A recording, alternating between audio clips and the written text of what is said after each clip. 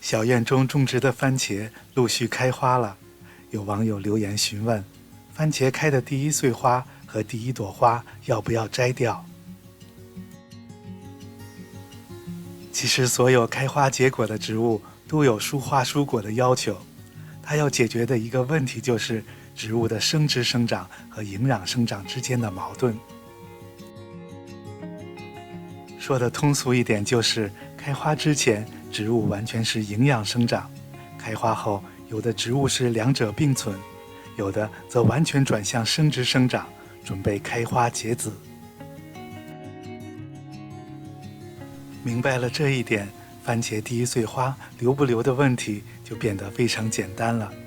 我的做法是，大多数无论是何种品种的番茄，如果植株低于30公分就开花的，第一穗花最好选择摘掉。目的是让植物不要过早的从营养生长转向生殖生长，要集中营养，促使番茄继续长高长大，结果就会更多。相反，30公分以上又很健壮的番茄就可以保留第一穗花，这样还可以合理控旺，平衡长势。解决了第一穗花序留不留的问题，接下来就是留下的第一穗花要不要剪掉头花，留几朵花为宜，这个就要针对不同的情况、不同的品种来对待了。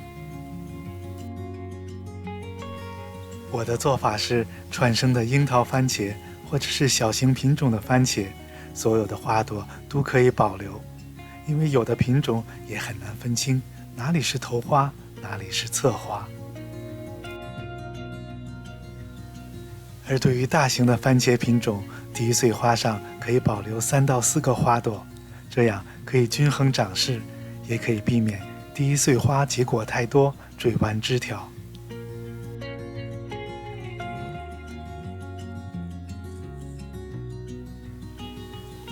至于第一穗花序上的头花，的确存在容易畸形的现象，所以当我们明显的看到花朵奇大、不规则的畸形花，就要及时的把它去掉，提早避免白白的浪费营养。至于那些适合盆栽的侏儒番茄，只要肥水充足，合理剪枝，都会有很好的收获。第一穗花留不留，就要看自己的心情了。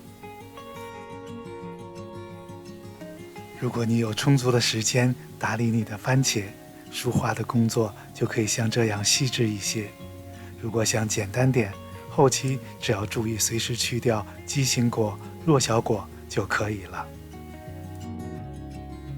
最后祝所有的朋友们今年的番茄都能有一个好收成。感谢您的收看，我们下期再见。